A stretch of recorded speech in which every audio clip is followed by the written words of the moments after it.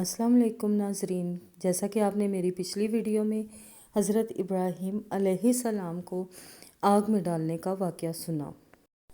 नाजरीन, आज आप इस वीडियो में जानेंगे कि आग से निकलने के बाद आपके साथ क्या हुआ और आपने किस रुख को हिजरत की।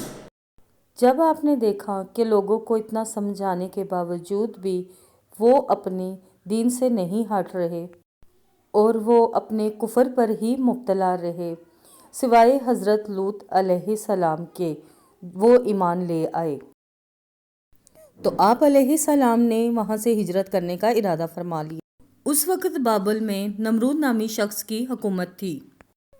कहा जाता है कि ज़मीन के बेशतर हिस्से पर इसकी हुक्मरानी थी। जब उसके पास ये खबरें पहुंची कि इब्राहीम अलैहिस्सलाम को आग में डाला गया, लेकिन आग ने उन्हें नहीं जलाया, तो नमरूद ने इब्राहीम अलैहिस्सलाम को अपने दरबार में पेश करवाया। इब्राहीम अलैहिस्सलाम को वहाँ लाया गया। नमरूद ने उनसे उनके रब के बारे में सवाल किया। अल्लाह ताला कुरान पाक में फरमाते हैं, क्या तूने उस शख्स को नहीं देखा जिसने इब्राहीम अलैहिस्सलाम से उसके रब के मुतालिक झगड़ा किया, इसलिए कि अल्लाह ताला ने उसे सल्तनत दी थी।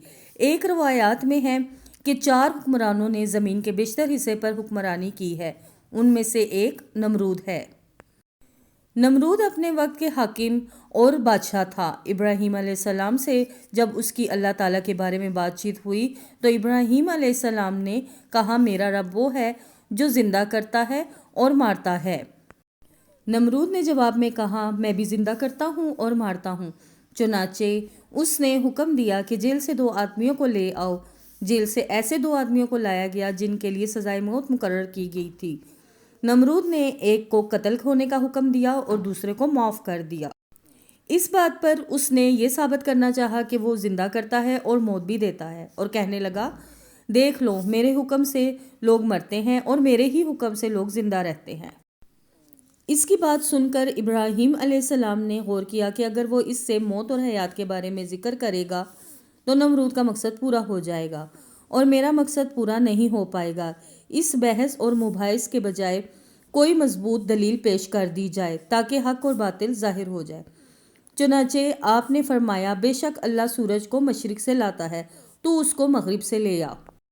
काफिर बादशाह ये सुनकर हैरान रह गया, उसका सर झुक गया। इन तमाम बातों के बाद नमरूद ने यह मालूम करने की ज़रूरत नहीं की कि इब्राहीम अलैहिस्सलाम को आग से कैसे निजात पाई, क्योंकि हकीकत उस पर आश्कार हो चुकी थी। वो जान गया था कि मामला क्या है। फिर उसने इब्राहीम अलैहिस्सलाम से कहा कि आप इस मुल्क से निकल जाएं, हम आपको यहाँ नहीं रहने देंगे। इब्राहीम अलैहिस्सलाम ने ईरान को खैराबाद किया और शाम की तरफ हिजरत कर गए। यहाँ आकर वो हारान नामी बस्ती में मुकीम हुए। इसी जगह आपने अपने चचा हारान की बेटी सैयदना सारा से शादी करने का फैसला किया। अल्लाह ताला कुरान पाक में फरमाते हैं इस हिजरत के बारे में, और हमने उसे यानी इब्राहीम अलैहिस्सलाम को और लूत अलैहिस्सलाम को बचाकर उस ज़मीन की तरफ ले आए जिसमें हमने जहान के लिए बरकतें रखी थी। जब आप हारान के मुकाम पर पहुँचे तो वहीं ठहर गए और वहीं रहने लगे। यहाँ आकर आपका शुमार बनु हारान में होने लगा। आप अलैहिस्सलाम लोगों को इसी शहर में रहने की दावत देते रहे। इस शहर के लोग बुतों की पूजा नहीं करते थे, बल्कि सितारों को पूजते थे। इब्राहीम अलैहिस्सलाम ने जब इनकी ये हालत देखी तो इरादा कर लिया कि इन लोगों को बताएंगे कि सितारों की इबादत करना बातिल है। ये लोग चूँकि नजूम परस्त थे, इसलिए इनकी इबादत का वक्त रात को होता था और ये लोग रात के वक्त इबादत करते थे, क्योंकि इनके माबूद यानी सितारे रात को ही तलू होते थे। चुनाचे इब्राहीम अलैहिस्सलाम ने इनको ये दिखाने के लिए इन चीज़ों की इबादत करना बातिल है, इनके साथ निकले। अल्लाह ने आसमान के दरवाज़े खोल दिए। जब अल्लाह ताला ने इब्राहीम अलैहिस्सलाम पर आसमान के दरवाज़े खोल दिए तो इब्राहीम अलैहिस्सलाम ने चांद, सितारों और सियारों और आसमान और ज़मीन की सल्तनत को देखा। अल्लाह ताला ने इब्राहीम अलैहिस्सलाम से तमाम पर्दे ख़त्म कर दिए जो आम तौर पर लोगों की आंखों में होते हैं, और उन्होंने वो कुछ देखा जिसे आज की रसदगाहें भी नहीं देख सकती। अल्लाह ताला ने कुरान पाक में फरमाते हुए कहा, اور اس طرح ہم نے ابراہیم علیہ السلام کو آسمان اور زمین کا مشاہدہ کرا دیا تاکہ وہ یقین کر لے۔ بعض مفسرین نے لکھا ہے کہ یہ سب کچھ اللہ تعالیٰ نے ابراہیم علیہ السلام کو اس لیے دکھایا کہ وہ ستاروں کی پرستش کرتے تھے، پھر اللہ تعالیٰ نے اپنی عبادت کی طرف ان کی رہنمائی فرمائی۔ جن مفسرین نے یہ بات لکھی ہے وہ غلط ہیں، کیونکہ ایک جلیل و قدر نبی کے متعلق ایسا گمان کرنا گناہ کبیرہ میں ہے۔ آسمان اور زمین کی سلطنت اور دیگر معجزات دکھانے کے بعد اللہ تعالیٰ قرآن پاک میں فرماتے ہیں آسمان اور زمین کی پیدائش انسان کی پیدائش سے یقیناً بہت بڑا کام ہے۔ اللہ تعالیٰ دوسرے مقام میں فرماتے ہیں کہ آسمان اور زمین کی بہت سی نشانیاں ہیں جن سے منہ نہیں موڑ سکتے۔ پھر حضرت ابراہیم علیہ السلام ایک دن ایران کے شہر ستارہ پرستوں کو لے کر ایک رات نکلے۔ اچانک ایک ستارہ طلوع ہوا، اس کی چمک دمک بہت تھی، شکل و صورت کے لحاظ سے بھی بہت خوبصورت تھا۔ اس وقت ابراہیم علیہ السلام نے بطور مذاق کیا، یہ میرا رب ہے۔ لیکن کچھ ہی دیر بعد وہ ستارہ غروب ہو گیا تو ابراہیم علیہ السلام کہنے لگے، یہ تو غروب ہو گیا ہے، یہ رب کیسے ہو سکتا ہے؟ جو چیز چھپ جائے وہ رب نہیں ہو سکتی۔ میں تو غروب ہونے والوں کو پسند نہیں کرتا۔ اگلے روز وہ پھر ان لوگوں کو ساتھ لے کر نکلے تو چاند کو دیکھا۔ یہ شکل و صورت میں ستاروں سے کہیں زیادہ خوبصورت تھا اور روشن تھا، لیکن یہ بھی غروب ہو گیا۔ تو ابراہیم علیہ السلام نے کہا، اگر مجھے میرے رب نے ہدایت نہ دی تو میں گمراہ لوگوں میں سے ہو جاؤں گا۔ پھر ابراہیم علیہ السلام نے کہا، اے اللہ، اپنی طرف میری رہنمائی کر۔